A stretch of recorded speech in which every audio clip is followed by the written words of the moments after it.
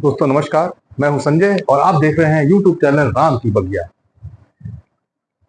दोस्तों, आज ये वीडियो किसानों के लिए और उन लोगों के लिए है जो गमले पे पौधे उगा रहे हैं और हमें ज्यादा कदा केमिकल खादों का प्रयोग करना पड़ता है। केमिकल खादों से हम कितना भी बचे, 2-3 फल हम अपने घर में भले उगा लें, लेकिन पूरा जीवन में हम लोगों को केमिकल पे ही निर्भर रहना पड़ता है। अभी तक जितनी भी पैदावार हो रही है उसमें ज्यादातर जगह पर केमिकल खादों का प्रयोग होता है। कहीं पर केमिकल खाद है और कहीं पर कीटनाशक दवाएं। एनीवे, तो हम आज बात करेंगे बेसिक तत्व जो हमारे लिए महत्वपूर्ण है खेती करने के लिए। देखिए, हम लोग फसल उगाते हैं या जो हम घरों में अपने पौधे उगाते हैं, उसके लिए हम को या पौधों को चाहिए 17 बहुत ही महत्वपूर्ण तत्व, जिनमें से कार्बन, हाइड्रोजन और ऑक्सीजन, 3 ये भी तत्व हैं। ये तत्व तो ये चीजें एनवायरनमेंट से ले लेते हैं, बाकी के तत्व हमको एडिशनल रूप से डालना पड़ता है। अब हमें ये भी देखना है कि किस चीज की कमी हो रही है और उस चीज को क्यों डालना है, इसकी चर्चा हम करना चाहते हैं। जो बेसिक और महत्वपूर्ण 3 कंस्टिट्यूएंट हैं या 3 एलिमेंट्स हैं जिन रासायनिक खादों का हम प्रयोग करते हैं, उसका नाम है NPK। ये जी, ये N है, N फॉर नाइट्रोजन। ये नाइट्रोजन को रिप्रेजेंट करता है और ये फास्फोरस को,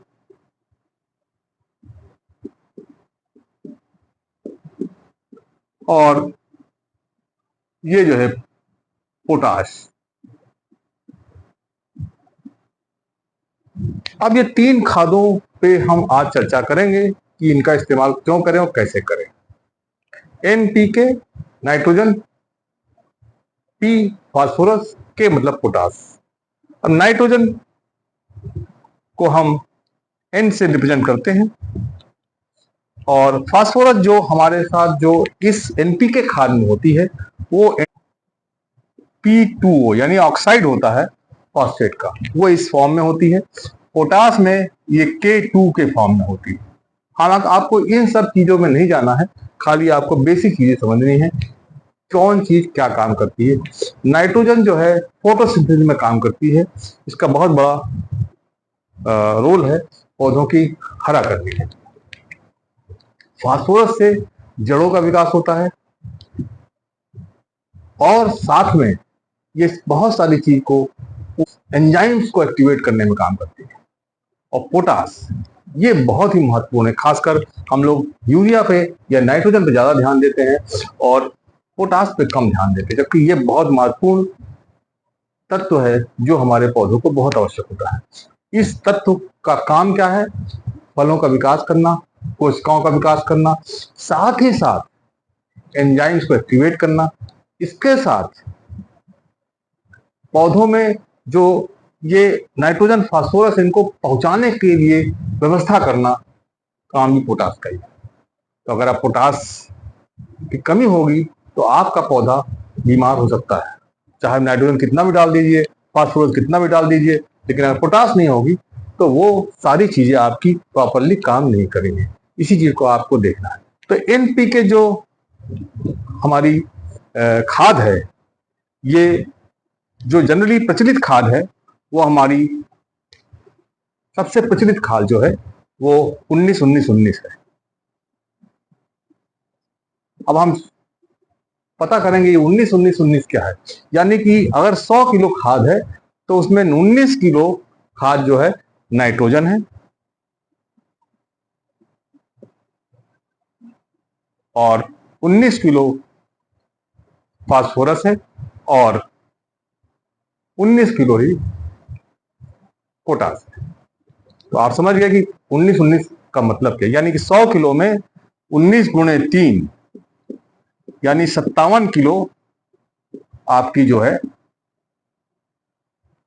100 केजी में खाद है। बाकी जो है उसमें उस खाद को इस्तेमाल करने के लिए जो एलिमेंट्स का प्रयोग किया जाता है जिनका कोई यूज नहीं है, वो उसमें मिले हुए हैं, यानी ये 57 किलो खाद है। इसी प्रकार से अगर दूसरी कोई खाद होगा जिसके नाम 05234 है, उसमें 0 नाइट्रोजन होगी, 52 फास्फोरस होगा और 34 पोटास होगी। 34 किलो 100 किलो का अगर है तो इसी प्रकार से 1 किलो होगा तो 190 ग्राम होगी, ये 190 ग्राम होगी, ये 190 ग्राम होगी।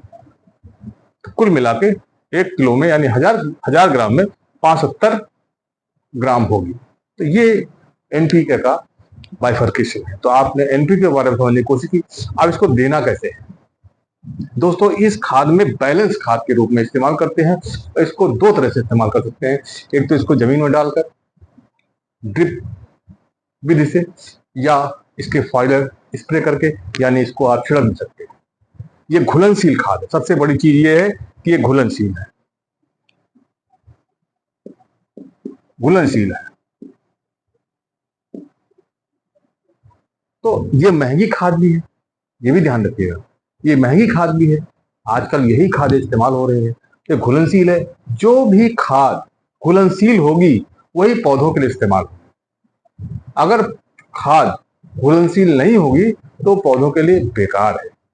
इसी प्रकार से हमारे जो मित्र या हमारे जो कई लोग ये राय देते हैं कि आप केले के छिलकों को डाल दीजिए या प्याज के छिलकों को डाल दीजिए। देखिए, इन सब चीजों का इससे कोई लेना देना नहीं, क्योंकि जो घुलनशील नहीं है, जो सड़ा हुआ नहीं है, जो पौधों को लेने लायक ही नहीं है, उसको डालने से कोई फायदा नहीं। इसलिए इसीलिए खादों को हम समझने की कोशिश कर रहे हैं। इसमें अगर हम इसको डालेंगे तो ये घुल जाएगा, और घुल जाएगा तो ये पौधों पर अवेलेबल हो जाएगा। तो अब अगर आपके देखिए, नाइट्रोजन के लिए यूरिया भी है, यूरिया को आप डाल सकते हैं। तो अगर यूरिया डालेंगे तो उसका रिजल्ट 3 दिन में मिलता है। आपको तीसरे दिन ध्यान है, जहां पर आपने पौधे लगाए हुए हैं, आपका खेत हरा भरा तीसरे दिन हो जाएगा। लेकिन इन फास्फोरस और पोटास का प्रभाव 3 दिन में नहीं मिलता है, ये 10-15 दिन का टाइम लेते हैं, उसके बाद इनका प्रभाव दिखा देता है। और जितने ऑर्गेनिक खाद है उसमें जो नाइट्रोजन होती है, उसका प्रभाव में भी नाइट्रोजन का प्रभाव थोड़ा तेज है, लेकिन वो भी प्रभाव की स्पीड वैसे ही है जैसे कि आप डॉक्टर वाली केमिकल की दवाएं खाएं या आप आयुर्वेदिक दवाएं खाएं और होम्योपैथी दवा खाएं। उनका असर जैसे धीरे धीरे होता है, वैसे ही इन केमिकल खादों का और ऑर्गेनिक खादों का वही डिफरेंस है। कभी हम इस पे अलग से चर्चा करेंगे कि गोबर की खाद में हम कौन कौन सी चीजें प्राप्त करते हैं और कैसे करते हैं। अब 19-19 को हम ड्रिप के माध्यम से या फॉइलर स्प्रे से दे सकते हैं। एक बेसिक चीज और है कि जब भी आप कोई खाद डालें तो कोशिश करें उसको भूमि में डाल दें, भूमि में यानी जमीन में, वो ज्यादा बेहतर है। और कोशिश करें कि आप कई सारे खाद एक साथ मिला के ना डालें। हम मिलाने वाली खादों पे अलग से चर्चा करेंगे, कौन सी खाद किसके साथ मिला सकते हैं। अगर आपको खेत खलियान में आपको कोई गेहूं बोना है या कोई चीज बोनी है, तो आपको जमीन में ही खादों को मिलाना होगा। और कोशिश करिए कि उन खादों को आप मिट्टी में मिलाइए और थोड़े दिन छोड़ दीजिए, और जहां पर बीज डालें उसके आसपास डालिए। तो जैसे मान लीजिए एनपीके में 19-19-19 है, अगर आपको कोई फसल बोनी है तो उसके लिए बेहतर है कि आप 12-32-16 इसका प्रयोग करें, क्योंकि इसमें फास्फोरस ज्यादा है। फास्फोरस क्यों ज्यादा चाहिए? क्योंकि जब आप पौधे को बीज से अंकुरित होना है उस समय सबसे ज्यादा फास्फोरस की जरूरत है। जड़ों के विकास फास्फोरस की जरूरत है, सबसे पहले वो फास्फोरस मांगता है। तो इसलिए इस पौध जब आप जमीन में इस्तेमाल करेंगे, आप भूमि में, तो आप इसका इस्तेमाल करेंगे। तो इसमें पोटास 16 है। इसकी भी अलग से चर्चा है कि 1 एकड़ में कितना डालेंगे, वो अलग कैलकुलेशन है, उसमें हम नहीं जा रहे हैं। आप खाली खादों को समझिए कि इसमें फास्फोरस 32 है और नाइट्रोजन 12 है। अगर इनको हम ऐड करें 6-4-10, 1-2-5-6, इसमें 60 kg, अगर 100 किलो हम एनपीके 12, 32, 16, 33 तो 60 किलो इसमें खाद मिलेगी। ये इसमें डिफरेंस है। और एनपी जो 19 19 थी, 19 में 19 में 19 19 19, यहां पर आपको 13 किलो ज्यादा मिल रही है और 7 किलो कम मिल रहा पोटास, और 7 किलो कम मिल रहा है। तो हमें पोटास क्योंकि कम मिल रहा है यहां पर, इसको आपको अलग से देना पड़ेगा। अगर बाय द वे आपके खेत में ज्यादा पोटास की आवश्यकता है, उसका कैलकुलेशन अलग है। तो एनपीके के बारे में आपको समझने की कोशिश, आपको लगने लगा होगा कि एनपीके क्या है, एनपीके को हम कैसे डालें। एनपीके को डालने के लिए आपको उस पानी में घोल दीजिए। जब आपको ड्रिप से चढ़ाना है तो 2 ग्राम पर लीटर के हिसाब से आप चढ़ाइए। अगर आप फॉइलर स्प्रे करना है तो आप करीब करीब 5 ग्राम पर लीटर। लेकिन अगर फॉइलर स्प्रे करें तो कोशिश करें गर्मियों में इसकी क्वांटिटी आप आधी कर सकते हैं।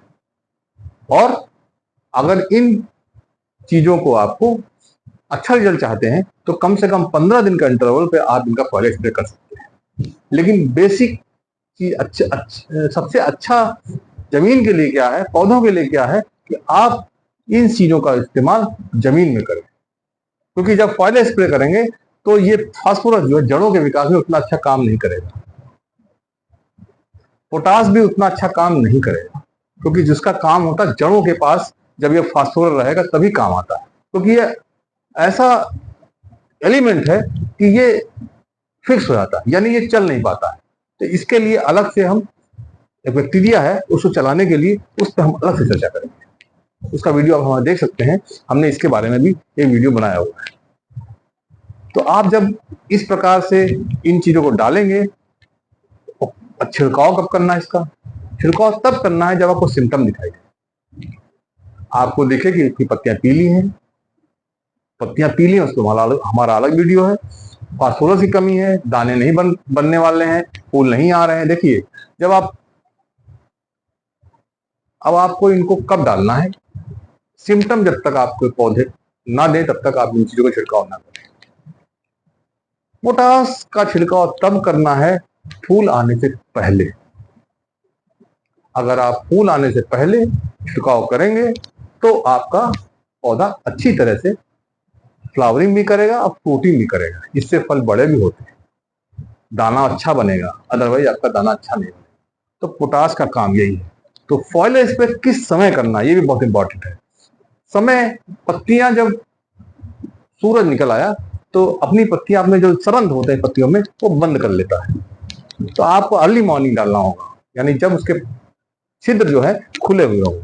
क्योंकि जब खुले होंगे तभी वो जो आप छिड़केंगे, इसमें स्प्रे करेंगे, तभी वो उसके अंदर जाने देगा। और या तो आप शाम को डालिए तब भी छिद्र खुले होंगे। लेकिन अगर आप सुबह से और शाम दोपहर में डालेंगे तो आपके डालने से, स्प्रे करने से कोई फायदा नहीं। क्योंकि पत्तियां अपने सरंध जो छिद्र होते हैं उनको बंद कर लेते हैं, तो उस समय उसका कोई काम नहीं होता। कोशिश ये करिए जब भी छिड़काव करें किसी भी प्रकार के आप केमिकल का, जो घुलनशील होगा, वो सुबह मॉर्निंग सबसे अच्छा है, नहीं तो शाम को है। अगर आपके पास ऐसी व्यवस्था नहीं है तो आप शाम को भी कर सकते हैं, लेकिन सुबह अच्छा होगा। क्योंकि पूरे दिन फिर वो बढ़िया तरह से पौधा अपना काम कर देता है। इस प्रकार से हम समझ गए कि एनपीके क्या है। एनपीके में ये नाइट्रोजन है, एन नाइट्रोजन है, फास्फोरस है, पी फॉर फास्फोरस और के फॉर पोटास। और ये का फॉर्म रहता है P2O, ये ऑक्साइड फॉर्म में होता है, और ये K2O के फॉर्म में होता है, और ये आपका नाइट्रोजन रहता है।